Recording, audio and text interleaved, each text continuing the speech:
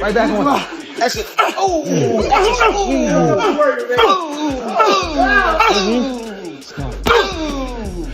body. Yeah, he very explosive. He's very explosive, and you know, man, he be cracking them dudes. Hey, he be putting them to sleep. Just cracking people. Yeah. And he has so much confidence in his power. So much confidence in his power. That he doesn't give a fuck who he's giving away a couple he definitely be giving away rounds, but you know, he just, in his mind, he know it's a matter of time before I catch. Joe Rogan's jaw practically hit the floor when he heard what's going down in Gervonta Davis's camp. Tank has been bullying sparring partners left and right. Has been bullying sparring partners left and right. Tell me about the 2 heavyweights he knocked out. Dropped. I don't drop no names. No names. Tell me about the situation. So he spars one. Hit him with a body shot. Went down. And I'm talking 200 plus pounds. And the other one he hit with a headshot. And he went down too? And he went down. But people don't expect a guy 130. Table it. Matter of fact, you're right. And I'm not just exaggerating because Tank is our fighter. Tank has a punching power. I don't know where it comes. Reports say he's been knocking out heavyweights brought in to mimic Jake Paul's size, dropping them like dominoes. Rogan couldn't stop talking about how insane that is, a 135-pounder. Walking through guys twice his size, landing bombs that would make most lightweights rethink their career choices. Interesting, right? Like, you don't know whether someone's ever going to be able to figure that out or whether or not he's just going to keep cracking people. Yeah. You know, so it's part of the fun of watching it. I've talked to a lot of like real boxing purists. It's like, you can't rely on that style. Right. He's got to be busier. When he gets to the best guys, it's not going to work out. Like, well, we'll see. Yeah. We'll see because there's so many good guys.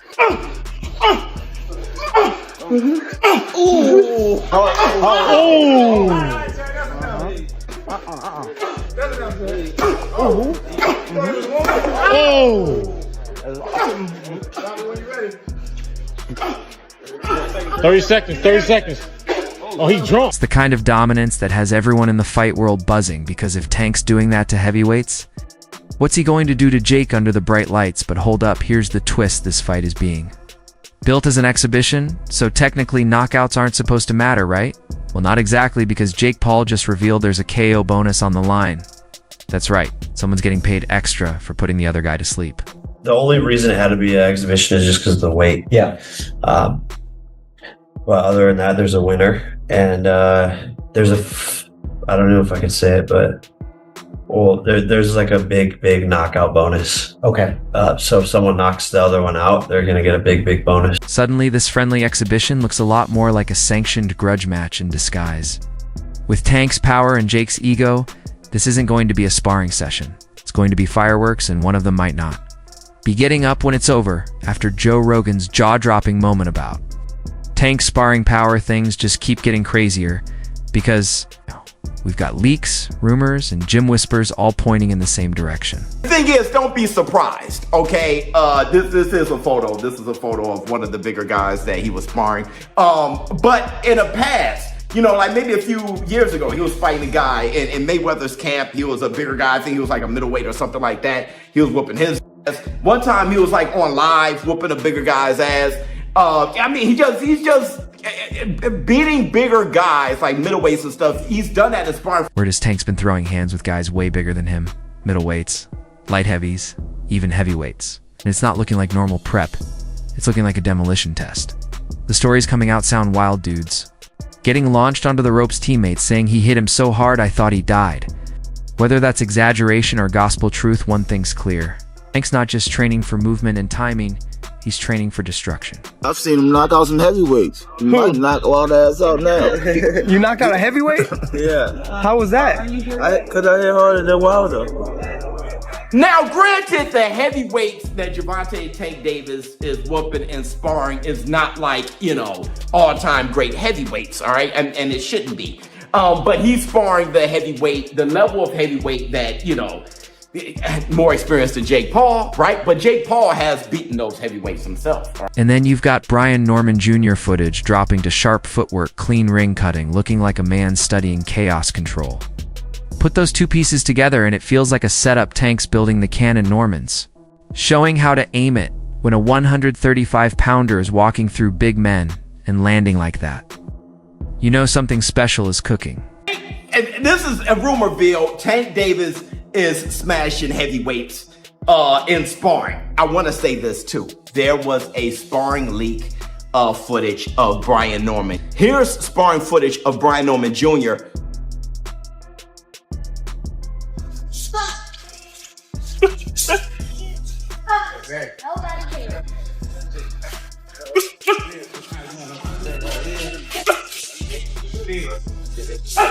This isn't casual sparring anymore, it's a dress rehearsal for a viral KO. So yeah, grab your popcorn and your slow motion replay button because this story is heading for either pure brilliance or pure explosion. And just when we thought Tank's camp couldn't get any crazier, boom, Joseph Macedo steps in and drops a bombshell.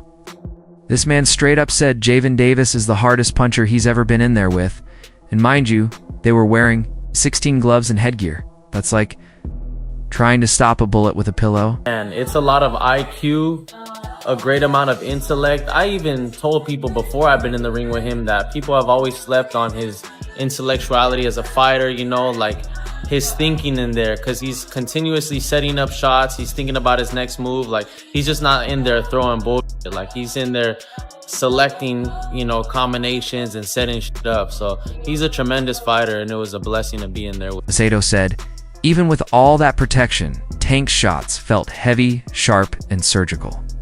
You know it's real when a fighter admits. He felt like he was fighting for his life in sparring, not fighting with Tank, fighting for survival. And let's be honest, when the sparring partner is doing 13 rounds with Tank and still looks grateful to have his face intact, that tells you everything about the monster. Davis has become this right here, proves why Jake Paul's experiment might turn into a horror movie. We're talking about a dude who's dissecting pros in the gym like a scientist with knockout power. Is when he was really in his fight mode and, you know, was trying to knock me out. What was that like? I mean, how challenging was it to hold up under that heat? It was challenging, bro. Mentally, yeah, for sure. But like, cause I felt like I was in a fight. I felt like I was fighting for my life. And the way he throws his shots and his punches with the accuracy and precision, the power. Meadow said it best. Tank's not just swinging wild haze, calculating setting traps, picking angles like a grandmaster with gloves. So if Hayes doing that to train fighters in sparring, imagine what happens when the lights hit the KO bonus. Is on the line, and Jake standing across from him with that YouTuber grin. Yeah. I don't know about you, but I'm already picturing a new highlight clip loading, and right after we heard Tank's sparring partner call in the hardest puncher Hayes ever faced. Here comes Barry Hunter stepping in with that calm veteran energy like the wise general who's seen too many wars, and man, when Barry talks about Tank, you can feel that history. Hayes been there since Gervonta was a kid throwing jabs taller than him. And now, Hayes guiding this powerhouse who's terrifying full-grown men in sparring. Relationship with you and Gervonta take place, you know, being in his corner now. Will you be in his corner come Saturday night? I will be in his corner. Here's the deal. We got long history. Calvin called me years ago. Gervonta was a little boy, maybe 8, 9 years old. Brought him up to the gym. And we've all been together every. You can tell Barry's proud but focused. He basically said, look, this camp wasn't playtime. This was business, and business means pain. The way he described it, Tank's preparation for Jake Paul wasn't casual. It was cold calculated and built for destruction. And when Barry tried to stay humble about predictions, come on, we all know what he's really thinking. God, you could hear that quiet confidence like a man who already knows how the movie ends. He even gave Jake Paul some credit, saying the kid can fight, but you could tell deep down he was holding back a smirk like, yeah, until he meets Tank the way Barry said it, you'd think. Tank's been training not for a boxing match, but for a demolition job. That's the vibe. No noise, no drama, just calm coaches and cold chaos waiting on fight night. He's a good fighter, a great fighter, and he want to be where Tank is. You know what I mean? And he knows the steps to get there now, so that's what it is. Yeah. Any final prediction for the fight? No, I won't do that. You know what I mean? I'm hoping for a good fight for the people. You know what I mean? Explosive fight. But make no mistake about it. They don't like to lose. We don't like to lose. It's going to be a hell of a fight come Saturday. And just when you thought the Tank versus Jake storyline couldn't get any wilder, boom, instead, Sonny Edwards dropping truth bombs like he's had too much caffeine and not enough sleep. The man basically said Tank doesn't even care about boxing anymore. Like, bro, that's wild. Imagine telling a knockout artist he's emotionally checked out right before he walks into the ring with Jake Paul. That's like telling Mike Tyson he looks tired before sparring. But Sonny wasn't hating. He was real, he said. Tank's lost some love for the grind, especially after that tough one with Lamont Roach Jr. And you can kind of feel that honesty. He even joked he'd come out of retirement if Jake Paul started fighting flyweights now. That's energy. The truth is, I don't know, but I just hope this is a proper fight. I hope that, you know, Tank goes in there, Jake Paul go in there, and I hope Jake tries taking Tank's head off, and I hope Tank tries taking Jake's head off, and that's what's good for. But here's where it gets hilarious. Sonny literally said he hopes Jake Paul gets absolutely starched by someone half his size. No, bro, that's not analysis, that's therapy. You can tell Sonny speaking for all of us smaller dudes who've had to hear size matters, nah. Not when Tank's in the room, because if Jake walks in thinking this is a YouTuber spar, he's going to find out real quick why.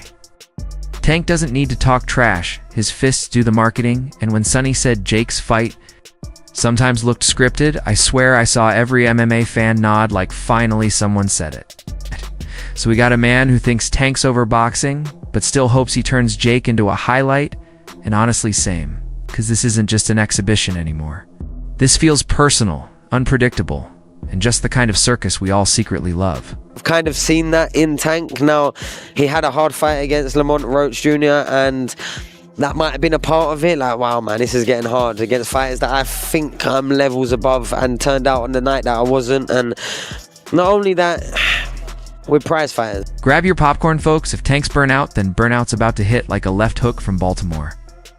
So after everything we've seen from Rogan's jaw, hitting the floor, to sparring partners confessing their near-death experiences, to Barry Hunter's silent confidence and Sonny Edwards' savage honesty, one thing's clear. This exhibition is starting to look like a full-blown execution. Tank Davis is walking around like a man possessed, dropping giants and smiling about it. Jake Paul might have the fame, the followers, and the muscles, but Tank's got that killer instinct that can't be trained or bought, is earned through pain, through years in the trenches. So now the big question, can Jake survive the storm, or is he about to? Find out what happens when YouTube hype meets real-world violence. I hope Jake Paul started at flyweight professional fighters, because I would have come out of retirement for the Jake Paul fight. What round do you want me to go down in, Jake? Jump into it. No, but in all seriousness, if we're going to talk about the fight, I hope, for the little people of the world, I hope Jake Paul gets absolutely starched by someone nearly half his size. Drop your thoughts in the comments. Is Jake's power and size enough to shake the king? Or is Tank about to remind everyone that weight classes don't mean a thing when your name is? Gervonta Davis, let's debate it out. And yo, don't ever forget to like, share, and subscribe to Boxing Headquarters.